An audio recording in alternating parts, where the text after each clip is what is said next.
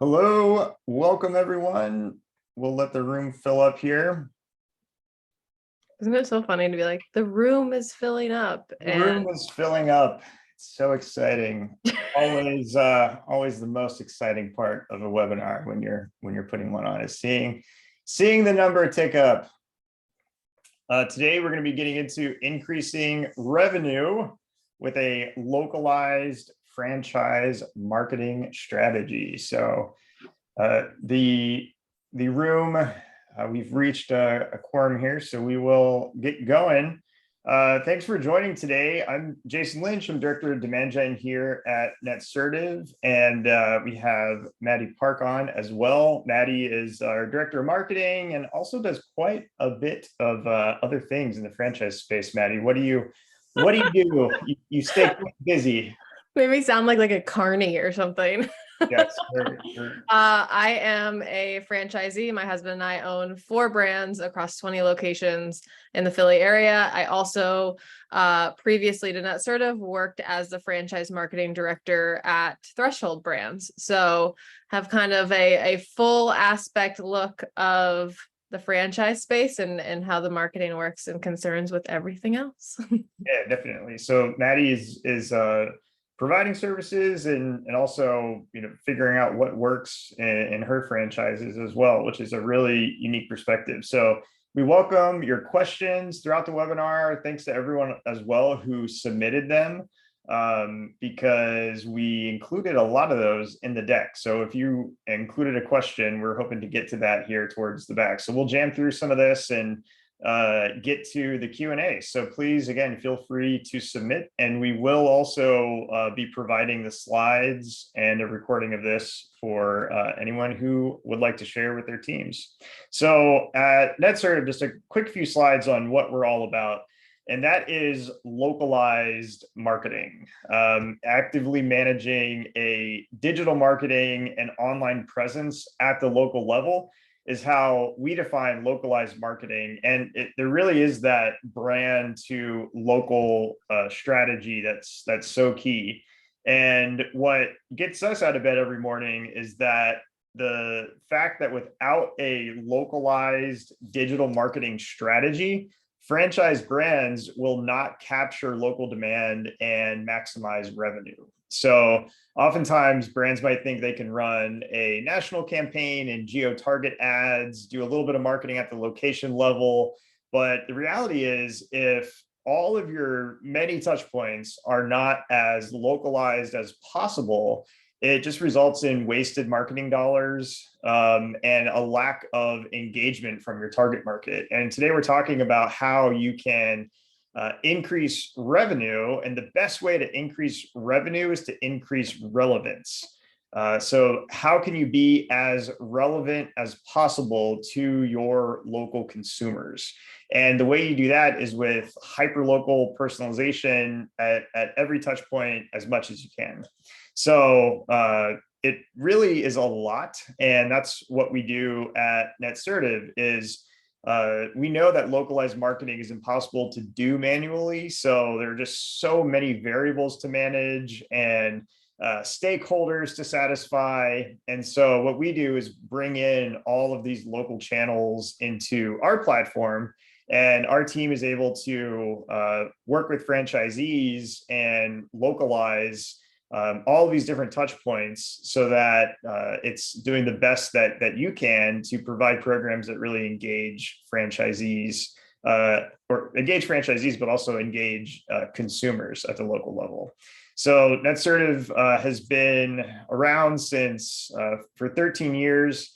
We have that deep expertise in localized digital marketing, including paid media, organic SEO, and web solutions. We've overseen nearly $2 billion in media spend through our platform. And we're really all about connecting with people in the franchise community and providing award-winning customer support to franchisees. So we really have a good time. And again, welcome your questions and thank you for being here. So we're going to dive right in. I know you all signed up for trends and what's working, KPIs to use in 2022, a localized marketing playbook, and we're going to deliver. So first of all, what is working? Maddie is, has a front row seat both from NetSertive and in her brands. And a first big trend that is even if you just look at Google Trends for local SEO has just skyrocketed in the last 2 years. Not only in search trends even, but for I think franchises realizing that they have maybe a local SEO program in place, but they're not quite sure what that local SEO program is really delivering. I don't know, Maddie, what's your take on the relevance of local SEO right now? Well, so relevance is a kind of ambiguous term when it comes to SEO, because Google doesn't care if you're searching, and I say don't care broadly, but I mean is it doesn't matter if you're searching broadly or you're searching near me, your SEO needs to line up. So, it can't just be good for one thing or the other. It all works in tandem. The algorithm, which we call like Google God, we have no control over. So you have to make sure that all of your information is in line so that your local SEO is in line with your brand, and therefore everything working together. Because the way it's set up, you're almost set up to fail because of, unless everything's aligned, there's no duplicate content, the phone numbers match up with the listings, with the passwords, with the usernames, that's when it starts working, and that's when you really start getting some juice and power. Where we also know that with franchisees, half the time they don't even know what their Instagram handle is. So it's kind of, with SEO, built to work against local business owners, especially, multi-unit brands at scale. But again, super, super important, so that especially on Google, when your customers are ready to buy, they go to Google and they're searching so and so near me. So very important to have it aligned. And kind of what I reference with SEO is that, yes, it's a long game. Yes, it's super complicated, but it doesn't need to be. There are like a couple key things you can do. You can make it easy for your franchise system so that it kind of automates itself. Everyone's on the same page. So instead of diving down into, nitty gritty meta tags and, did franchisee write this header or that header, doing the most important thing so that, again, all of it can work together and power you guys through as a whole, is super important. I think it's trending so much because it is so complicated, and there are so many touch points. And so how can you actually make that simple and repeatable and scalable, so it's not something that's so ambiguous? And we actually have that part of our playbook that we'll give you all. That includes an audit. There's a great checklist for what really matters for local SEO. Another thing that's working right now is hyperlocal digital advertising. So really going, not just creating ads that are have the contact information of the location, but really drilling into, from the strategy through the execution, is this ad campaign actually localized and relevant? So it's tying into things like, are the services aligned to the market? Are you using all of the location extensions in the ads, for example? Are you managing the budget at the location level? And part of hyperlocal digital advertising that matters in a franchise system is also being able to compare the performance across locations and improve the improve performance based on how ads are performing in a single location. So if you see a bump, then that's something worth looking at. And I think that ties into the next point around really managing first party and hyperlocal data as another big trend. We get a lot of questions about that. It's how can we use our own consumer data, our own customer data and prospect data and also the other data points around a location. So a lot of that comes into your database.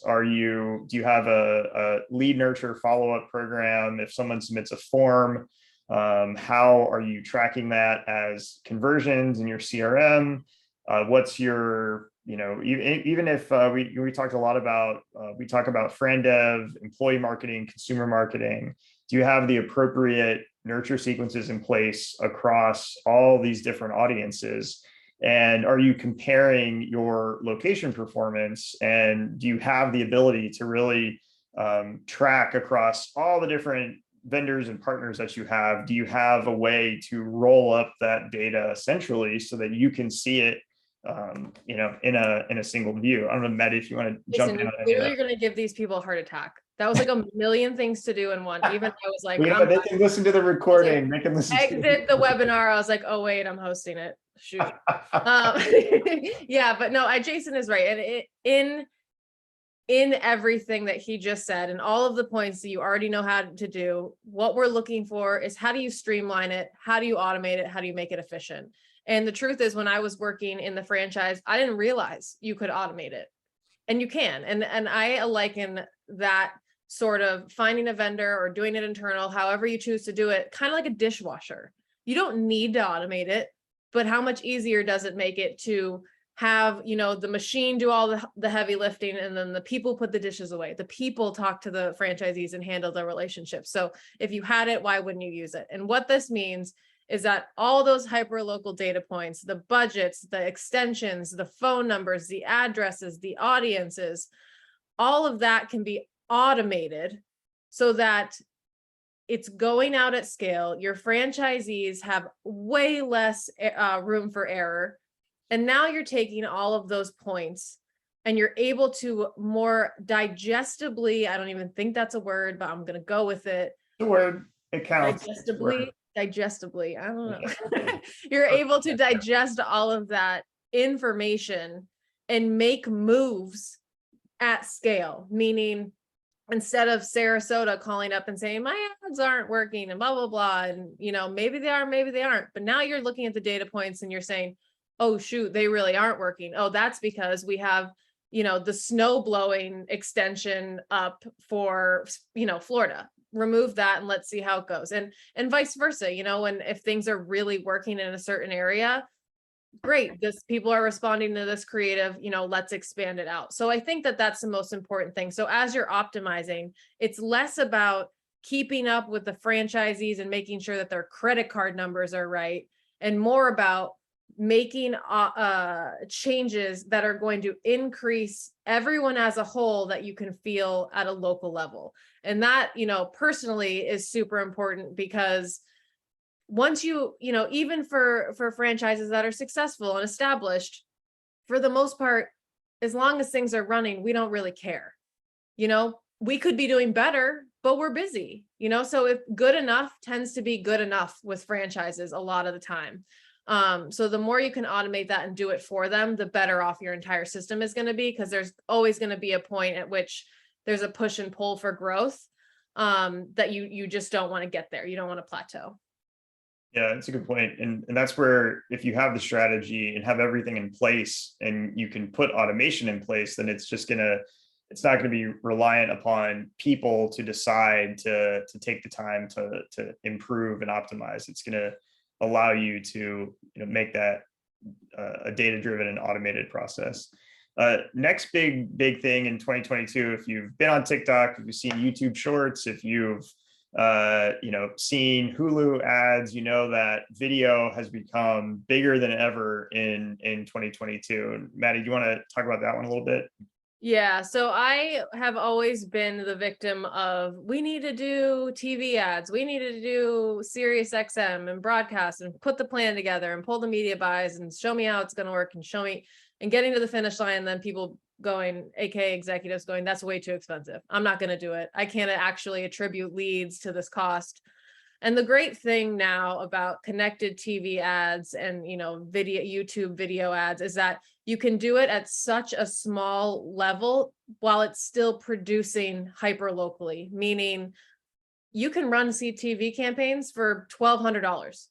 That's really digestible. I'm loving, I guess I'm hungry because that's all about the analogy is just eating today, but it's very reasonable as compared to like a $40,000 minimum spend. So now you're able to deploy it more at a local level. Maybe you have a pilot group, maybe you have a successful group of franchisees in the Northwest that are all going to contribute to it. Maybe you're going to connect it to FranDev, but now it's less about taking a huge chunk out of the National Advertising Fund and hoping that your franchisees all feel the effects. And now you can kind of segment them into peer performance groups, if you will, and test them and run them that way. That way, local, a one-off franchisees can do it themselves. If they see success, maybe they tell, their other, neighboring brands, and also, you can create better programs around, or marketing programs around CTV than you can with traditional cable and broadcast based on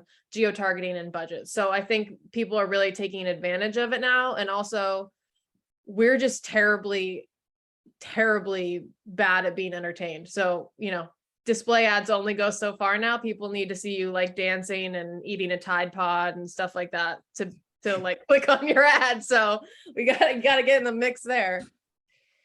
Yes, we'll have a new Tide Pod eating ad product coming out soon. We were actually talking about that, the video, and even using CTV for franchise development. And we have a executive roundtables where we have around 60 franchise brands that meet every other month or so. And I don't know, Maddie, are there any other? We just had one of these roundtables, and everyone was really energized. What were the other trends that people were talking about? Is there anything else that's top of mind? I think, the biggest thing was still, holy crap, there is so many marketing vendors out there, and there's, just SEO alone is just so much. How do I know what I'm supposed to be doing? How do I get my franchisees to do it, from software to internal to agency to small agency? How do I know what to do? And the truth is there's gonna be different solutions for you at different stages of your brand. So the important thing is to prioritize exactly what you need. And I say that by saying, look at the life rafts. So are you not getting enough leads? Are you not getting enough traffic? Are you not growing your franchise enough?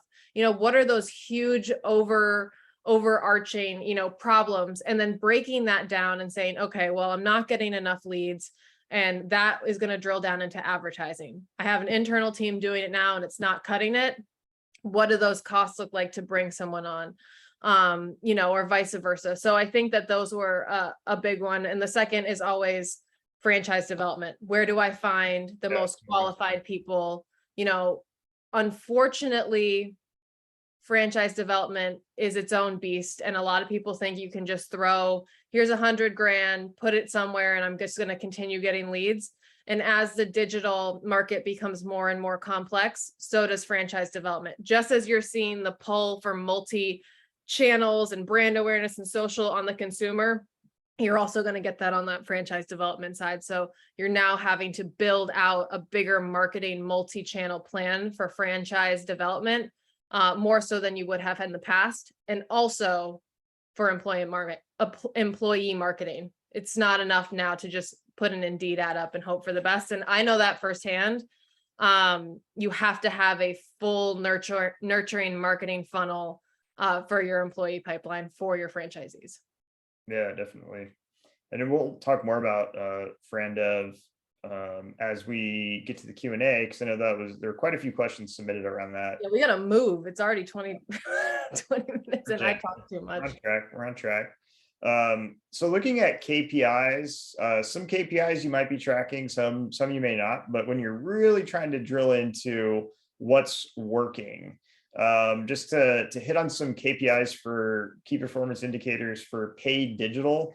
When you're doing search quality score, there are so many optimizations and things that Google's doing now, and Bing does them as well. But when you're really looking at quality score, it's still a great indicator. of performance, it's still a relevant metric. And it's one of those roll-up metrics that says your optimizations are doing well, your ads match your landing page, you're converting. And this is one of the best ways to think about how to lower your cost per click, because the higher your quality score, the more likely it is for Google to say, this is going to be a good experience for the person that's searching for a certain term. And then you're going to, they're going to serve your ads at a lower cost per click, which results in more traffic and conversions for the budget for your franchisees. So that's a great metric to watch for paid. Another one, obviously baseline, is cost per lead. If you can, some franchise systems will really focus on cost per lead. It's definitely not the most important though, because are those leads converting? What's happening after the lead is acquired? It's still a great test though of how well your website's converting, how relevant your ads are, and how quality your offer is. So are you engaging people? Are your ads working? Also looking at return on ad spend. Are you able to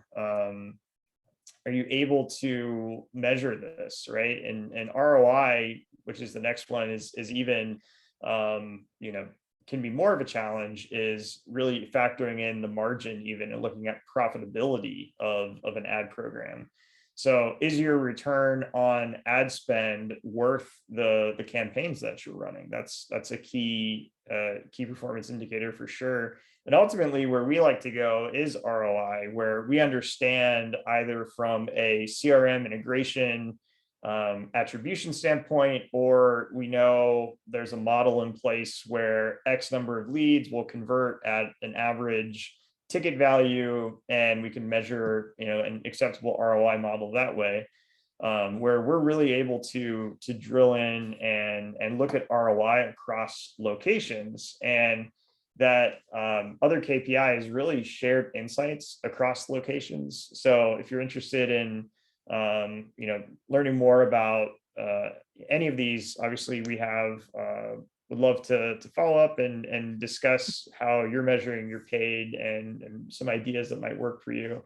But from a shared insights across locations, that's really where you can start finding outliers. We worked with one network where we started seeing a lot of traction in different locations on a in-market display retargeting campaign, and people came to the website. It was a home services brand with a long research cycle, and we really saw how if we nurtured people with these display ads, then eventually they were converting to leads. And just the importance of making sure that those banner ads were localized. And we really switched a lot of the marketing spend so that based on the performance of those in-market display ads, we really shifted the approach across all locations, and it worked out amazingly well for this brand, and it actually became the #1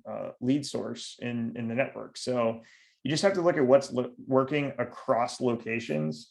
I'm actually going to put in we have an ROI calculator that's just right on the website. You can play with it, and I'll put it in the chat to everyone so you can see.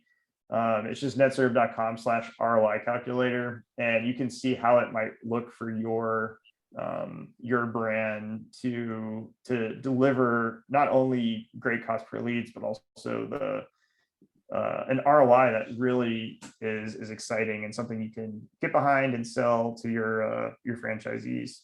I don't know, Maddie, if there's anything else you wanted to go for there. Otherwise, we can talk about SEO. Let me talk. Go, Maddie. Go. I'm just kidding. Yeah, no, I think those are all super important and very, very much in the weeds. So I think the biggest thing is, one, don't let each one of your franchisees say, oh, that doesn't work, my market is different. Because in reality, if they're in the same half of a state, it's really not that different. sure, Maine and Florida and California, but those are as broad as they get. So bringing them closer, there are trends and there will be trends, especially when you're providing the same brand and service. So, don't get too caught up in, oh, that's not my market, because realistically, oh, that's not my market really pertains to higher level things such as like bus benches and print ads, not, banner ads and creative and that sort of thing. So keep that in mind. And then also it can be very difficult to understand your return on ad spend. Mostly it's just how many clients am I getting out of, however this campaign, however much I spent. And I think another good indicator and of that too is, instead of saying, okay, I'm going to run, this direct mail drop and these display ads and a YouTube and Google and social media, and let me see how many leads I get. You should hold each account or outlet accountable for what they actually provide. We all know Facebook and Instagram don't provide direct leads for most industries. So you shouldn't be counting on them to give you a fifth of the leads just because it's one of the 5 outlets you're using. That's great for brand awareness and click-throughs. So you should be creating unique metrics around each one. Google should be responsible for conversion. Display should be responsible for conversion, that sort of thing. So making sure your goals line up with the account or the media channel that you're using. And then also looking at the return on ad spend in different metrics. Sure, you have how much I spent and how many customers I get, but break that down too. How many customers are recurring, how many are win back, how many are new, and even going as far as to break it out geographically to see, what types of customers, where they are. So you can see, not only how much it costs to get a customer for this campaign, but what is the lifetime of that customer worth?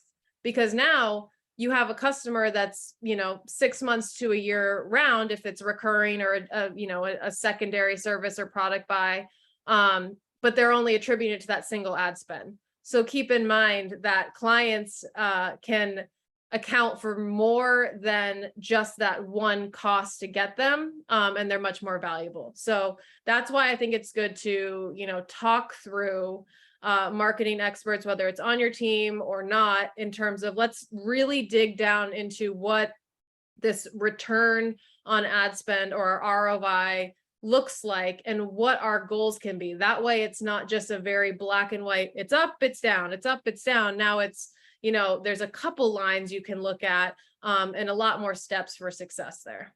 Yeah, that's great. Such great points.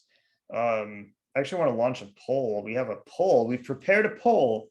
Very exciting. And we want to know just ad spend KPIs. I think it's helpful to share, shared learnings. These are anonymous results to other viewers, but what are you looking at in your franchise system for holding, your ad spend performance accountable? Leading KPI for digital advertising: cost per lead, return on ad spend, ROI. And really ROI, think of that as factoring in the cost of goods sold and really drilling into specific, probably first touch attributable new business. And this is probably different for dev and consumer. So let's go consumer if you haven't already voted. It's good. We're gonna end the poll here because it looks like it's settling in. All right, I think it'll show everyone as well. So you can see the most common leading KPI for digital advertising is cost per lead. We can't see it. Oh, you can't see it? Oh, well, share results here. So you can see the cost per click, cost per lead, return on ad spend, ROI. So cost per lead is definitely the most, the leading indicator there. And I think it does make sense, but I love what you said, Maddie, about holding each channel accountable to the purpose of that channel. So if you're using channels for awareness or it's okay to just own the fact that some channels are not going to be direct response, and to have that as part of the marketing mix. I think it's really smart. Right. And if you have, if you're having your cost per lead be a sum of all of your spend, then that's going to increase your cost per lead. And then your boss is going to say, stop advertising on Facebook. We're not getting leads from it. And everyone knows here, that's where everyone is. You can't not advertise on Facebook and expect to get a piece of the pie. So that's why I encourage you guys to break it out, at least in the biggest buckets you can for your franchisees, so they understand that while certain things may not look like they're working, they're all contributing to the return on ad spend or the ROI. Get your franchise to a point where you're talking about the return and not just the cost per lead. While cost per lead is a great benchmark, no one pays their bills on leads. So Yeah, just leads, I should say. All right, we'll keep moving here, and we're going to talk about SEO, since that is a mega trend here. So specialty, ooh. Specialty, yeah, I'll stay out of the weeds. Just kidding, no, I won't. We're going right into the weeds. We're going so far in the weeds. We'll be okay. So I do think, though, when I do talk to a lot of clients about local SEO, and oftentimes they are not thinking about the simplicity of what really matters with an SEO program. And having it really comes down to getting search results in the top 1 to 3 positions, or in that map pack at the top of a search engine results page. So what you want to see when you're managing when you have an SEO program in place, is you can have a report that shows how many keywords are ranking in positions 1 to 3, because it's really 1 with 2 and 3 as followers of, does it really matter if I'm even on a search engine results page if I'm not in positions 1 to 3? That's arguable, because you have to rank as high as possible, and ideally in the map pack. Literally, no one ever says I found you on the 2nd page of Google. Right, exactly. It's like, really that's where you bury bodies, because no one goes exactly. there. It's the top positions that matter. And so everything you're doing is optimizing to move keywords up into those top positions and into the map pack. And the map pack factors in your Google business profile as well. But another KPI to look for in SEO is movement in striking distance keywords. So you can think of keywords just off that position 1 to 3. So in positions 6 to 15, right, towards the bottom of the first page of a result or the top of a second page. If you're ranking in positions 6 to 15 in a local search, then those are your best opportunities to get going quickly and make a big impact with local SEO. So oftentimes people will say SEO takes a long time and it's a long game, and it is, but you can look to those keywords where you're already almost ranking and focus there as a great talking point to people internally and to franchisees to say, we are going to focus on these keywords where we're almost making an impact and almost meaningful, optimize those pages and move them up in positions 1 to 3. So it's a great like KPI. Low hanging fruit. And also remember that people know what an ad looks like on Google. So even if you're saying, I'm paying for, number 1 ad spot, I don't need to do SEO, wrong. People know when it's an ad, and oftentimes just skip down to the first 5 after that. So we like to be paid and SEO together, because actually if you have an ad, it makes it much more likely that that someone will click on a organic result. So even if there's an organic result that's slightly lower, this is research we got from Google recently, if you have an ad that shows up, it's more likely that you'll get a click on the organic result. So the more places double touch point.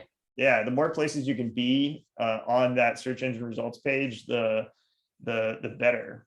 And then you can also get into optimizing if you know there's a paid keyword that performs really well, then and leads to the right kind of conversions, then you can take those keywords that perform well in paid programs and start using those for organic. So then you'll be getting more organic traffic for keywords that you know are going to convert.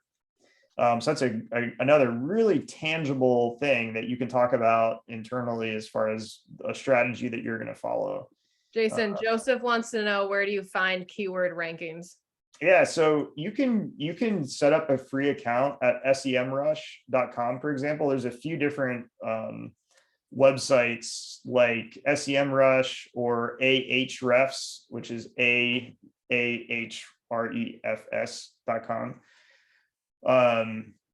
And those are SEO tools that they're basically monitoring all web traffic, and they know what keywords and organic paid different websites are winning. So you can actually look at your website on there, and you can see competitors, you can see where you're ranking, and it's all basically visible publicly, which is really interesting. And if you want, we have I'll put a link here shortly to a local marketing audit, and part of that is SEO as well. So we're also able to provide a report to you if anyone's interested. Another thing to look at is Google Business Profile traffic. COVID really trained everybody to go to the Google Business Profile, because they're wanting to know, is a business open? What's the latest with this business? They're really looking to Google Business Profiles. So most people we talk to have seen a huge jump in the importance of their Google Business Profiles. And so managing that as a key organic asset definitely improves the likelihood of you ranking in that map pack. And then also is just going to be a source of traffic, because you can actually put organic posts on your Google Business Profile. So add that in a couple times a month, and you'll see that traffic increasing. So what we mean by managing your Google Business Profile is making sure each one of your franchisees has one. The correct phone number is on there, the correct address, the correct hours. Hopefully they're posting to their business profile. They're probably not. Maybe that's something you bring in internally, or, push or encourage them to do. But also where people are leaving reviews, and reviews have a huge impact on SEO. And Google knows if you're not using your business profile, but you're touting your business, it's gonna ding you. So while it is the most annoying in terms of a social media you have to post to, it is the most important social media posting platform thing for SEO. Yeah, no, it's so easy to ignore. It really is. And I guarantee you most of your franchisees, well, I don't say most, a handful of your franchisees, wrong phone number. I don't have access to it. I never got one. So also low hanging fruit, just tally that up and, move on. If you're a service business and you don't have offices that are relevant to the search, you can actually put in, I believe it's up to 20 now, 20 different service areas where you serve in in your geo. So you can say, I'm in these cities, and that just increases the relevance, because Google for SEO locally is really looking for trying to match those near me searches. And what's really important is capturing the commercial intent searches. So if they're saying power washing near me, you're really going to want to be optimizing for searches like that, or power washing deal near me.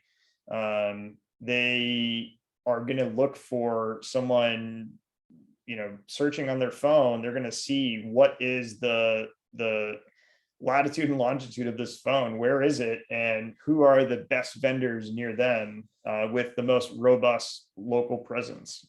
So it is quite the thing with a lot of touch points. So that really ties into location websites. So looking at KPIs, obviously, a lot of people have their websites pretty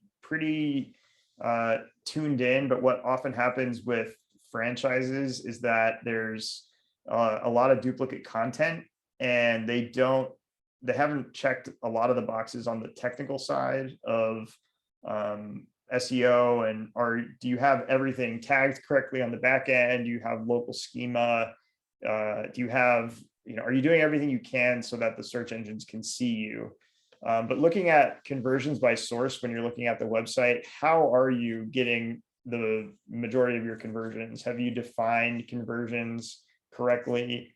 And there's a big change going on right now with Google's Universal Analytics platform changing to GA4. So if that's not on your radar yet, definitely look that up, because next year, basically Google Analytics is completely changing, and it's the old version of Google Analytics is no longer going to work. So having your conversions and event tracking all set up, that's customized to your business, is a great way to test the performance of your websites. Obviously looking at bounce rate, how many people are coming to a page and bouncing out. A high bounce rate also negatively impacts your quality score and your SEO rankings as well, or your organic rankings. Traffic on site for more than 1 second. I think this is a nice workaround if a lot of your website traffic is not filtering out bots. Maybe you have bot filtering turned on, but then if you see strange spikes in your traffic, or you try to create a custom filter, and again, we're in the weeds, but it's okay, Matt. Okay. We're in the weeds. There's a lot of marketing managers on the call today. It's okay. These are my people. It's okay. So so you can create a filter for traffic that's on site for more than 1 second, and then that's going to cut out a lot of the bots that's just going in and bouncing. So you'll see your bounce rate improves, and all your numbers are going to go way down, but you'll actually feel better because you'll realize that, okay, I feel good about not measuring bot traffic, because maybe your numbers are lower, but it's better to have lower numbers and higher quality traffic, because all your quality metrics will go up, if that makes sense. How are you doing on retargeting audience sizes? Do you have all the pixels that you need on your websites to create retargeting audiences? And then store visits is another one. Have people that have been to your website, if they've come into your website from a connected TV campaign or a ad campaign, there are models now through Facebook and Google where they can actually show you the number of store visits. So people that have been to specific pages on your website and then they went to your store. So that's another great localized marketing KPI. Anything else on those, Maddie? Nope, you for sure covered it. For sure made that happen. All right. If you don't have localized micro pages, you need them. Yeah, you need them. Yep. All right. I want to do one more poll here on this section, and that is, as we're looking at this localized marketing playbook, and this is a great resource for you to use with your teams. This is the question. So launching the poll, what is your biggest localized marketing pain point? And there are a lot of them. They might be outside of this list, but across your vendors and program management, location pages or franchisee websites, search engine optimization, digital advertising, data and reporting, what hurts the most? Right? What? I like talking to my toddler. What hurts the most? What hurts? You just fell down the stairs. Where does it hurt? Where does it hurt? Everywhere. Franchise marketing, it hurts everywhere. Yeah, and I think vendor and program management even includes franchisee education. How are you thinking of managing your marketing committee and certifying partners and spend compliance, all that fun stuff. Seeing quite a few answers coming in with a nice spread. I'm going to end the poll and share results. Makes sense. Ooh. You see this a lot too, the data and reporting. is a huge pain point, because there are so many different partners and mistakes at the local level that can be made with how all these channels and campaigns are run. It's just having the data and integrating it is a big pain point. Makes sense too with the location pages as a second there, because managing all that content at the local levels can be really hard. I'm going to go to thinking, how we think about auditing a localized strategy. So it's really looking at your vendor and program management layer, digital footprint, which is really your websites, search engine optimization, digital advertising, data and reporting. And if you think of your localized campaign execution and management, right, you have a strategy that's going to be across ads, SEO, location pages, and all the different channels that are the most relevant to you. The Trade Desk, that's our CTV partner, but there are others as well. How are you localizing and executing your campaigns? And then how, once you have, here's the branded local campaigns, how are you activating locations and providing support and program management? And across all of that activity, then how are you tracking and optimizing to show, okay, here's what's going on at national and local level, here's the ROI, that's share learnings, both quantitative, qualitatively.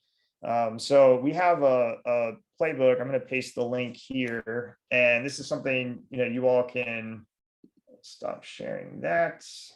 And then this is, here's the chat. Here's the chat. So here's a link. I put the link there to a audit where you can actually go through, and this would be a great place to start if you're looking to optimize your channels and increase revenue for the second half of 2022 and beyond. Really take a look and just answer those questions. Download a copy of it as a CSV or Excel, and then you can go through and think about where you might need to optimize your localized marketing strategy. And obviously it's something you can, there's a link to book a meeting, we can discuss and walk you through that as well.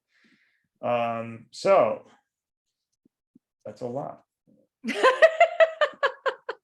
I think we've got some more gas in the tank though, Maddie. We've got some more gas in the always tank. 10 more minutes. So we got some great questions, and we'd love to hear final poll question here. We got questions across all these topics, but I'm going to launch this poll, and we just want to know what's top of mind for attendees today. As far as there's a lot going on in 2022, to say the least. So economic uncertainty, franchise development, labor shortages, employee marketing, local consumer marketing. What's keeping you up at night as a franchise marketer?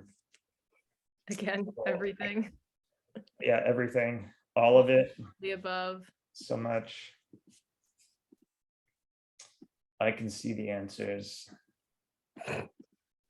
and they're exciting. People are still answering. Maddie, guess which one won? I don't even want to guess. Franchise development. Shocker. Always. I've been preaching it since day one. All right, sharing the results here.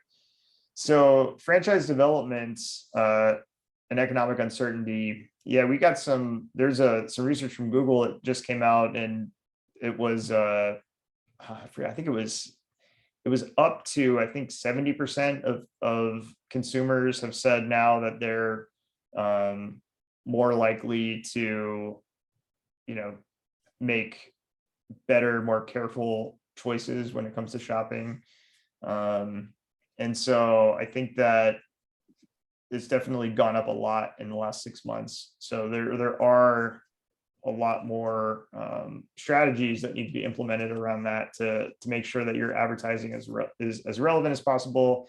Your organic pages are optimized, and apparently that we're running friend dev. So Maddie, the first question here is around that. We took the questions in. We're going to run out of time before we get to all these questions, but Not if I go fast, boy. we'll go fast. We'll make it a speed round. So for hyperlocal fan dev, how do you choose a city, spend money, and get new franchisees was the question. So hyperlocal fan dev, I assume you mean, very geo-targeted. How do you choose a city? That's on you. Where are your top producing franchisees? Or, where is a market that you've identified through franchise sales is, great qualified households, good drive time. So those are going to be kind of more on the operation side, obviously, probably more popular areas. So you're going to go to, cities, probably the states that you're already registered in, that sort of thing. Spend money. So you're going to look at the territory and say, how many franchisees can I fit here? Is it 1? Is it 2? Is it 4? And I'm talking single unit owners. So multi-unit, you can, decipher your numbers that way. And then you're going to look at your cost per attribution or acquisition. So if you are using brokers, that's probably 30,000 off the cuff on top of another 20,000 you're spending to get a franchise location. So you're looking at about $50,000 per location there.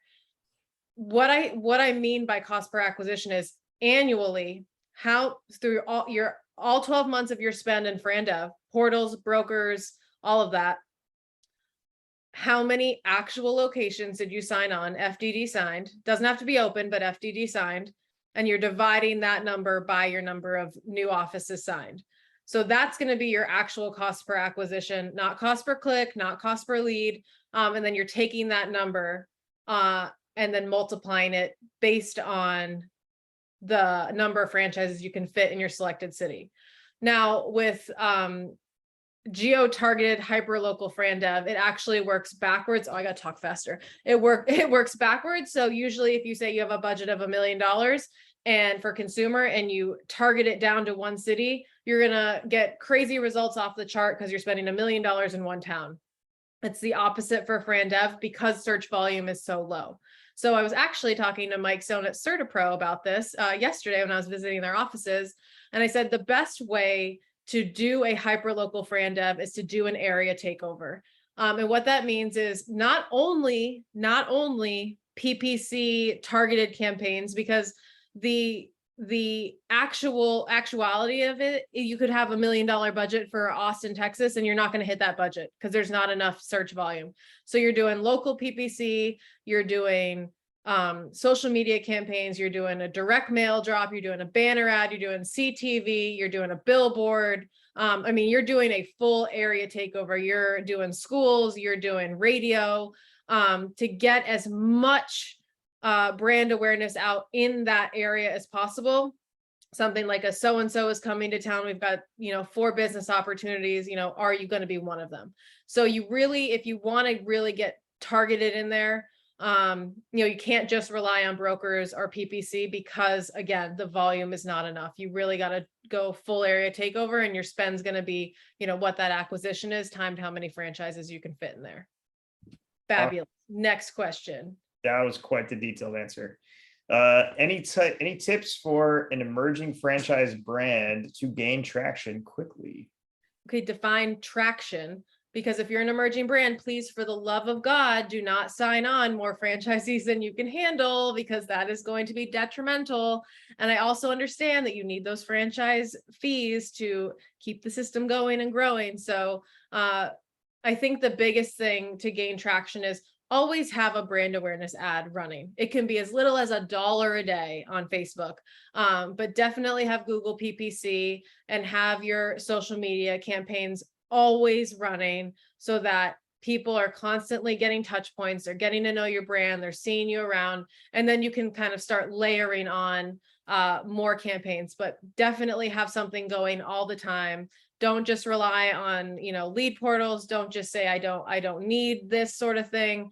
For instance, I don't need to do lead portals. I don't need to do brokers. Well, be that as it may, you're going to need something all the time. So make sure you have something running all the time, and get out there, tell your story, continue to tell your story. There's a lot of free ways to do it. Podcasts, local news stations, that sort of thing. So that's my my advice for gaining traction, and making sure your SEO is locked and loaded so that you can take a piece of the pie for whatever industry you're in. Amazing. I'm just answering this question here. Next question. I think the answer here is definitely your CRM and marketing automation, but how do you, as one way, how do you incorporate self-generated lead sources such as networking or canvassing into your marketing programs?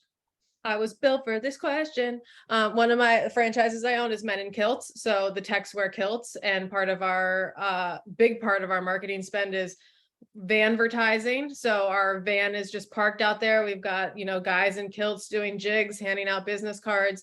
So yes, how do you incorporate those sort of things into your marketing programs? So first and foremost, you've got your top level, your website, your SEO, your paid digital, social media spend. That's all going to be managed with both the franchisor and the franchisee.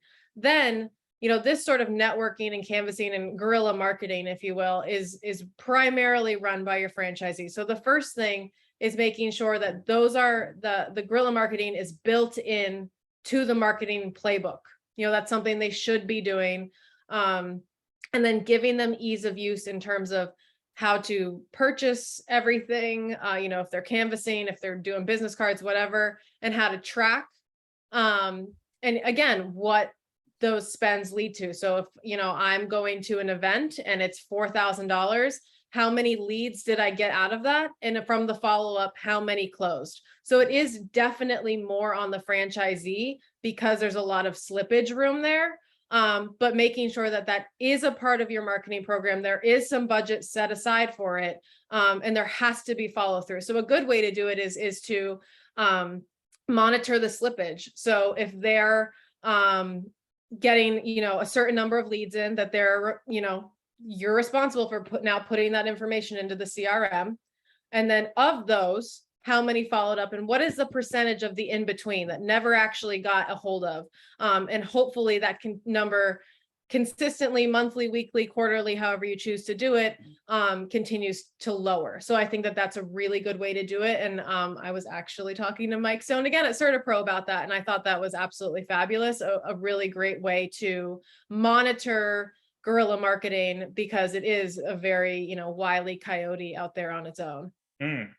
That's awesome. Yeah, it can be so effective. I mean, it really is all these different touch points, right? I think that's really the point of today's webinar as we wrap up here at Time is there are so many different touch points and strategies that you can deploy. But if the primary filter that you have on them is that they have to be localized and relevant and engage consumers and franchisees and corporate that support the strategies, then you're going to be successful. So with that, I think we are cleanly out of time, but if you submitted a question we didn't get to today, we'll follow up with an answer in email. And I think, I don't know, Maddie, any closing remarks? Thanks so much for spending time with us. Yeah, I think my closing remark would just be like, you guys are doing good. It is a ton and it's not easy. And as the fact that you're on this webinar just tells me that you're doing the right things. You're keeping up with every other industry. All I do is talk to different brands every week, every day. And this is the core of what everyone is doing. It's just how big their budgets are and how better they're able to optimize it and implement it within their system. So those are, the three things to worry about. There is no silver bullet out there that you just don't know yet. If once there is one, I'll let you know. But for now, you're doing the right things. You got to just keep digging, because dealing with franchisees, we're the worst. We really are. No one's going to tell you differently. I am the worst. All right. Well, thanks a lot, Maddie. And thanks again to everyone who joined us today. And we'll see you at the next one. Bye, guys.